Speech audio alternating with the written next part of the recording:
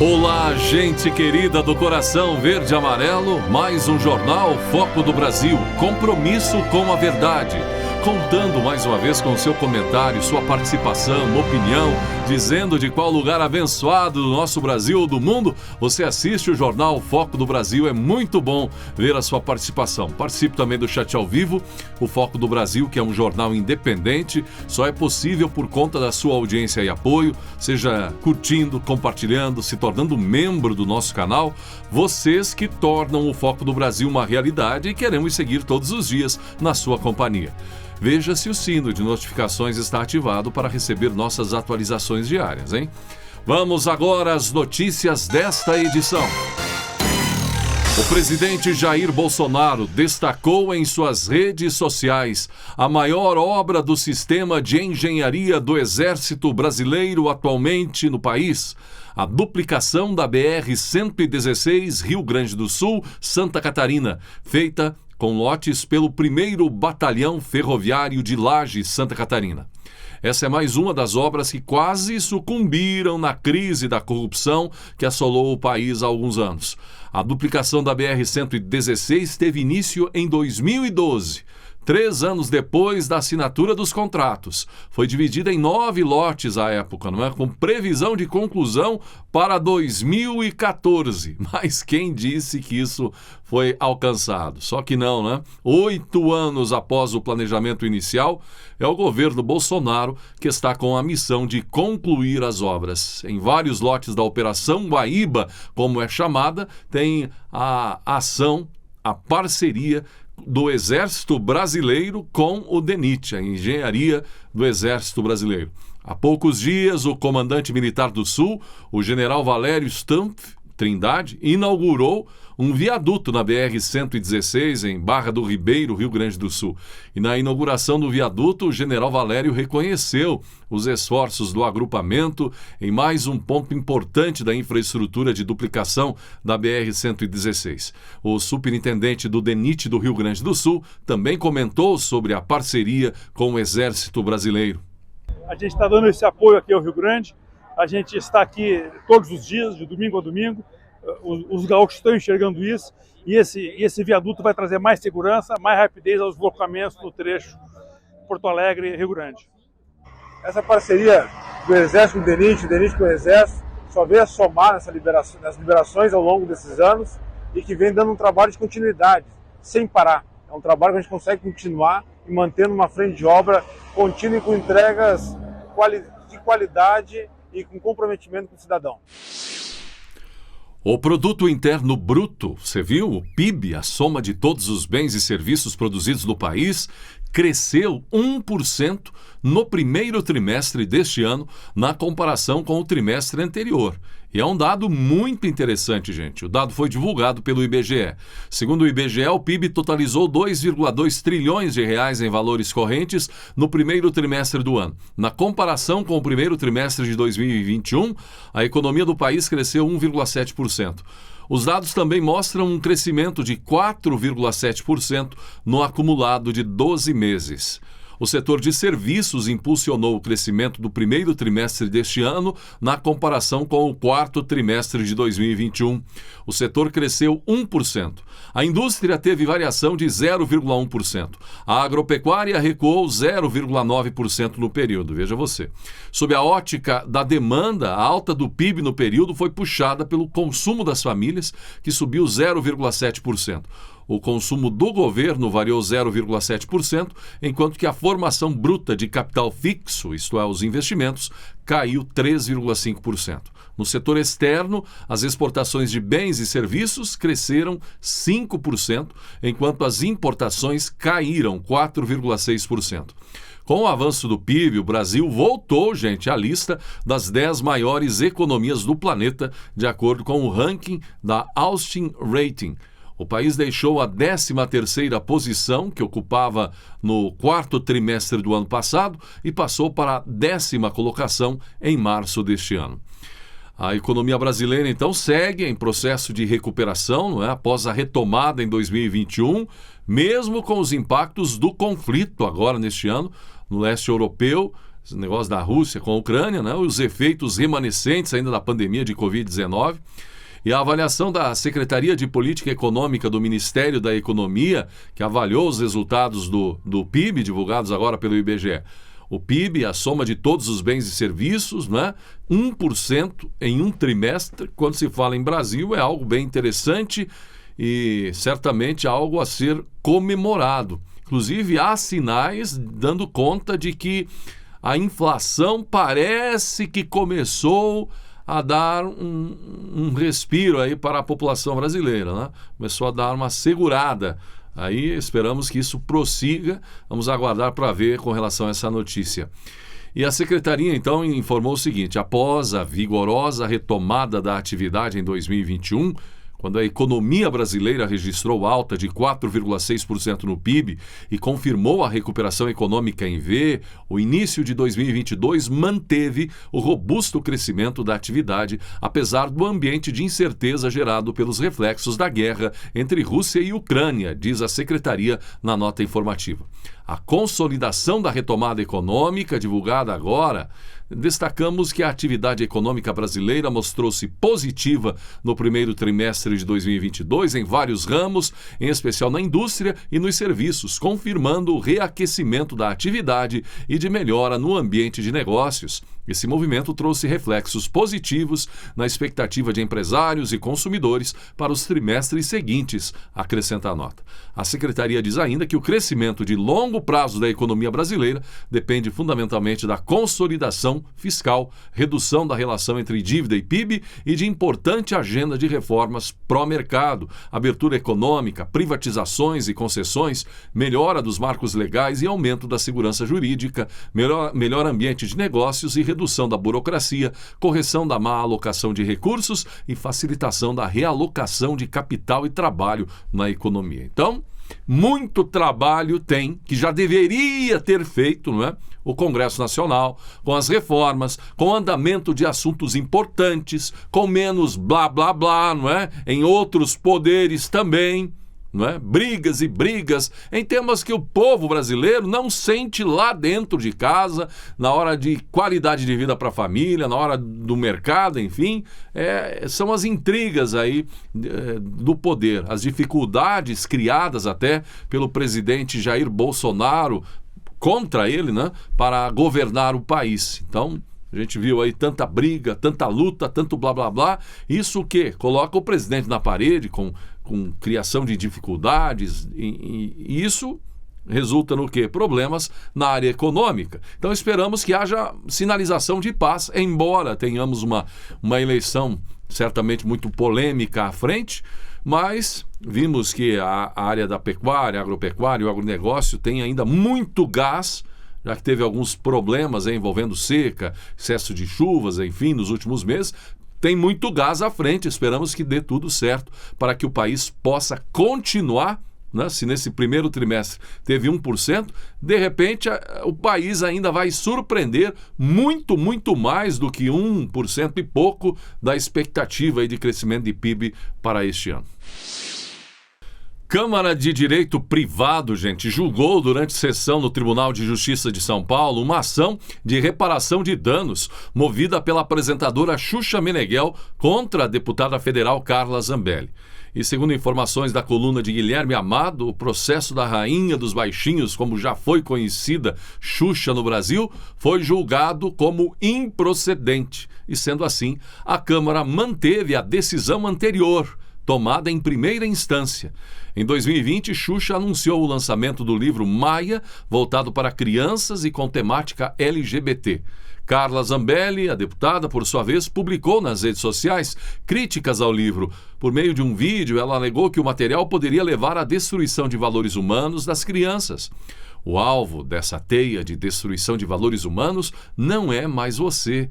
Essa mira está apontada para a mente das nossas crianças. Sexualizar e instigar inocentes ao sexo pavimenta a pedofilia e a depravação. Não tenhais medo, lute por elas conosco, disse Carla Zambelli naquela ocasião, o que irritou Xuxa.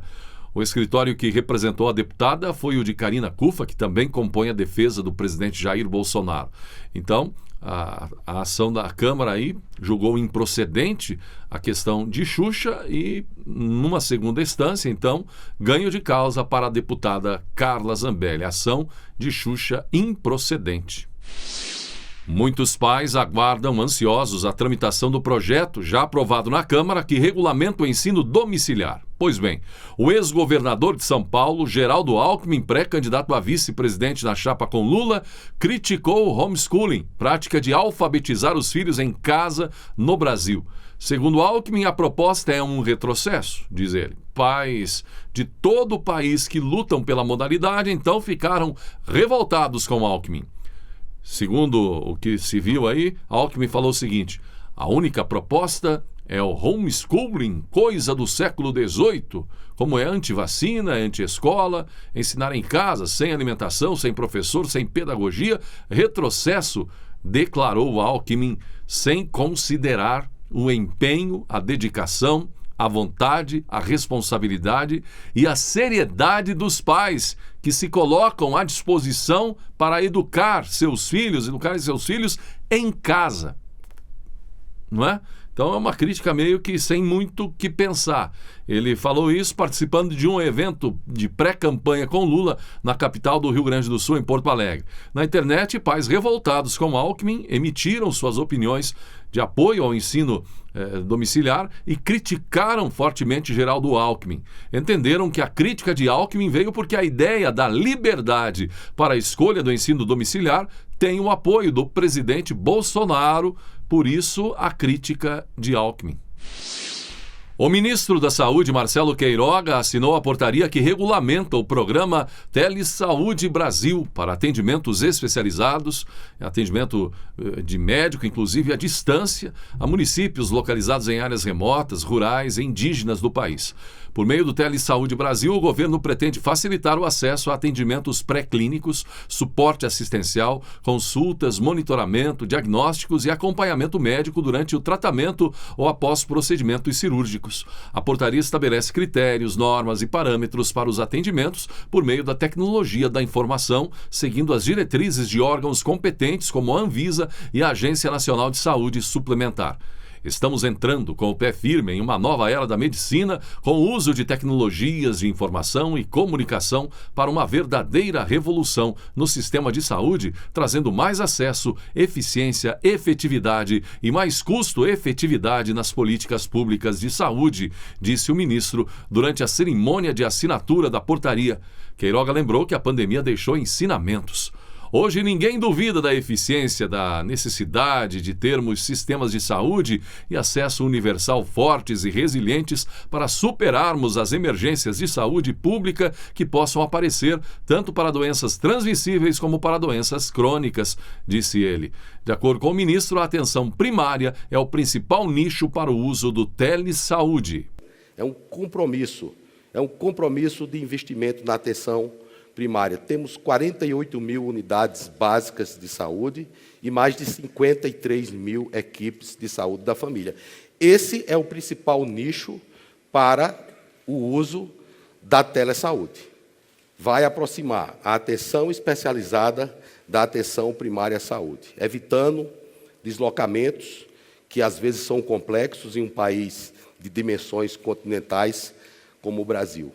Vai fazer com que populações esquecidas, como às vezes as nossas populações indígenas, que estão em aldeias distantes, graças à força do nosso Ministério da Comunicação, com o 5G, será possível chegarmos a cada um dos brasileiros, de modo que o nosso desejo de que ninguém fique para trás, ele deixe de ser um sonho e passe a ser uma realidade. A deputada estadual Janaína Pascoal estaria disposta a ser candidata a vice de Jair Bolsonaro nas eleições de 2022, caso fosse convidada pelo atual presidente da República. Em entrevista, ela disse que avalia que, como companheira de chapa, poderia agregar votos para o atual presidente Jair Bolsonaro no pleito de outubro deste ano.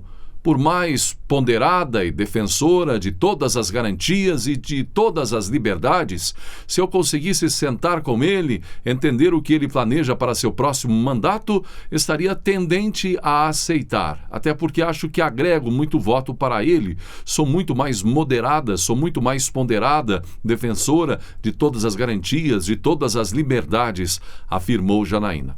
A deputada avaliou também que, caso fosse candidata a vice-presidente, quebraria um pouco esse medo, segundo ela, que as pessoas têm de qualquer quebra institucional com Bolsonaro no poder. Eu daria uma garantia em termos de respeito à Constituição Federal, argumentou Janaína Pascoal. O governo federal entregou o lote 1 da maior obra hídrica do estado da Paraíba e a segunda maior do Nordeste. Trata-se de um trecho de quase 5 quilômetros com adutoras, canais, aquedutos e galerias da vertente litorânea. Ao todo, a infraestrutura conta com aproximadamente 130 quilômetros e vai fazer a integração de 7 bacias hidrográficas, trazendo segurança hídrica para regiões entre a bacia hidrográfica do Rio Paraíba e do Rio Camaratuba. O presidente Bolsonaro destacou a notícia em suas redes sociais dentro de sua política de garantir qualidade de vida à população do Nordeste brasileiro. E a caminhada rumo às eleições 2022 continua, o tempo passando rápido, já estamos agora no mês de junho e os partidos se movimentando a todo vapor, porque tem o prazo eleitoral, não é? Primeiro, a questão das convenções finais, os nomes oficializados, depois toda a documentação de cada pré-candidato, e não são poucos, não é? A gente fala muito em questões envolvendo a candidatura à presidência, mas tem a candidatura nos estados. Como é que está a situação aí no seu estado? Tem candidatos também a deputado estadual, a deputado federal, também ao Senado. Então, muita discussão, negociação. Você consegue imaginar os bastidores nessa jornada, nessa marcha agora do mês de junho para os ajustes finais. E envolve muito dinheiro, não é? Tem candidato aí doidinho para entrar na eleição. Para quê? Fundão eleitoral, não é? São bilhões e bilhões de reais e é um dinheiro fácil, não é? Então, a pessoa que tem algum espaço, alguma influência, claro que não vai deixar passar barato. De alguma forma ou de outra, muitos dão um jeitinho de pôr a mão no fundão, sem, evidentemente, pensar muito em resultado. Se vier uma vitória, é lucro. Se não, tudo bem. O garantido mesmo é o fundão para alguns, lamentavelmente. Fala-se isso porque nós conhecemos, não é? O brasileiro conhece o mato que lenha, conhece uma parcela significativa de seus políticos e a história é que fala e repercute o eco para o futuro. Então, a confusão toda neste mês, durante o início também de julho, muita gente interessada no fundão. E daí também tem os candidatos sérios, evidentemente, e que estão interessados em entregar o seu esforço para o bem do seu estado ou do próprio Brasil. Também tem a questão das pesquisas eleitorais, todo mundo comentando, quanta polêmica, não é? A discrepância de dados, críticas aí a quem está praticamente em institutos que estão definindo já a eleição, mas que num passado recente erraram grosseiramente, erraram feio no resultado, tanto para presidente, para governadores, para Senado, enfim, e agora cantam aí em prosa e verso que a eleição estaria praticamente definida para um lado. Agora, não é bem assim, né? Há outras pesquisas dizendo que a questão é muito mais o que as ruas estão mostrando por aí no Brasil do que alguns institutos andam dizendo ou querendo dizer. De toda forma, vamos que vamos. Marcha junho, a marcha dos pré-candidatos. Mais alguns momentos do presidente Jair Bolsonaro com apoiadores. Nós estamos para concluir a segunda ponte com o Paraguai. Dinheiro da Itaipu Binacional, que no passado ninguém sabia para onde ia. Né? Agora vocês sabem. Também já inauguramos lá a extensão da pista em mais 600 metros, já pós a voo internacional em Foz do Iguaçu, que não posava. E estamos prestes concluída há 30 ou 40 anos, a tal da estrada boiadeira. Dinheiro de Itaipu Binacional, tá? Que no passado a gente não sabe o que faziam com isso. Podia até não fazer nada, mas curiosidade apenas. Além de atendermos mais de 40 municípios da região da bacia do Lago Itaipu. A União Europeia decidiu não importar mais petróleo da Rússia. Sim. Os Estados Unidos tentou há pouco tempo importar petróleo da Venezuela, do Maduro. O americano falou que não vai aumentar a sua produção de petróleo. O Brasil não tem como aumentar a dele. Em consequência, a crise dos combustíveis deve se agravar. Tá? No mundo todo. Se fosse só aqui, podia me culpar, mas é no mundo todo. E outra coisa, problema que nós temos, né? Nós importamos diesel e gasolina porque 3 refinarias começaram a ser feitas pelo PT, se consumiu quase 100 bilhões de reais e não se fez nada. A Dilma comprou lá fora a refinaria de Passadina, que era obviamente para produzir gasolina e diesel, e era sucata. Então, nós importamos diesel de alguns países do mundo que encarece o preço aqui dentro. Tá? O Temer equiparou o petróleo ao dólar. O Temer fez a tal da PPI, preço com paridade internacional. Nós mudamos o ministro das Minas e Energia, estamos tentando aí abrir a Petrobras. Tá? Eu peguei um país com sérios problemas, entre outros, a gente chama de aparelhamento. Né? Segundo delação do próprio Palocci, tudo foi aparelhado, exceto o Banco Central. Mas o Brasil está se recuperando muito bem. Sabemos da perda do poder aquisitivo da população,